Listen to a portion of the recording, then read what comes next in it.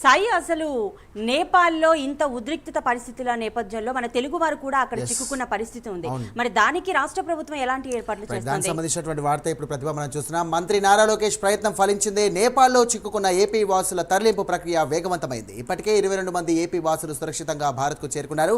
సెమీకోట్ నుంచి ప్రత్యేక విమానం ద్వారా 12 మంది భారత సరిహద్దుకు తరలించారు. రియల్ టైమ్ గవర్నెన్స్ సెంటర్లో లోకేష్ సమీక్షిస్తున్నారు. ఈ సందర్భంగా నేపాల్ నుంచి ఏపీ వాసులు తరలింపు ఏర్పాట్లు చేశారు. రైట్ ఇదే అంశానికి సంబంధించి మరిన్ని డీటెయిల్స్ మా కరెస్పాండెంట్ శ్రీహరి సిద్ధంగా ఉన్నారు. శ్రీహరి, చెప్పండి. సాయిరామ్, ఐటీ విద్యాశాఖల మంత్రి నారా లోకేష్ నేతృత్వంలో నేపాల్లో చిక్కుకున్న ఏపీ వాసుల్ని తరలించే ప్రక్రియ వేగవంతంగా కొనసాగుతుంది. అయితే ఇవాళ సచివాలయంలో కూడా ఆర్టీజీఎస్ కమాండ్ కంట్రోల్ రూమ్ నుంచి మంత్రి నారా లోకేష్ దీంతో అధికారులతో సమన్వయం చేస్తూనే ఉన్నారు. ఇప్పటికే ఇండియన్ ఏపీ భవన్ నుంచి ఎంబసీ భవన్ అధికారులు ఎవరైతే ఉన్నారో రాష్ట్రంలో వివిధ శాఖల ఉన్నత అధికారులతో కూడా మంత్రి నారా లోకేష్ నిరంతరం సమీక్ష చేస్తూనే ఉన్నారు. ఇప్పటికీ నేపాల్లో చిక్కుకున్న పలువురు ఏపీ వాసులు ఎవరైతే ఉన్నారో వారిని భారత్ కి చేరుకునేందుకు సరిహద్దుల వరకు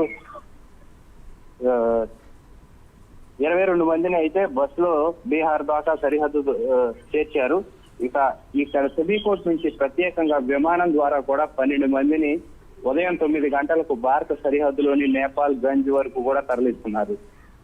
అక్కడి నుంచి వీరిని వాహనాల ద్వారా లక్నో తరలించనున్నారు. అయితే హైదరాబాద్ లో ప్రత్యేక విమానం ఏర్పాటు చేసి అధికారులు పూర్తి చేశారు.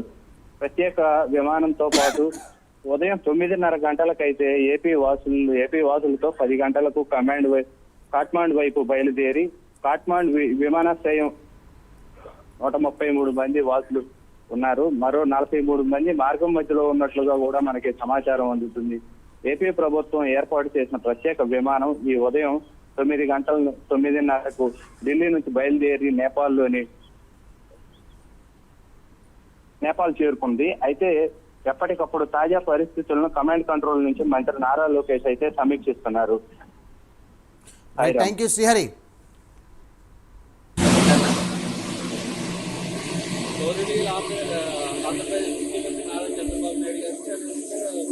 నారా లోకేష్ గారికి, ఎంపీ సారా సతీష్ గారికి, మిగతా అధికారులకి నా హృదయపూర్వక మా 12 మంది గ్రూప్ తరఫున హృదయపూర్వక ధన్యవాదాలు. Okay, we're being evacuated today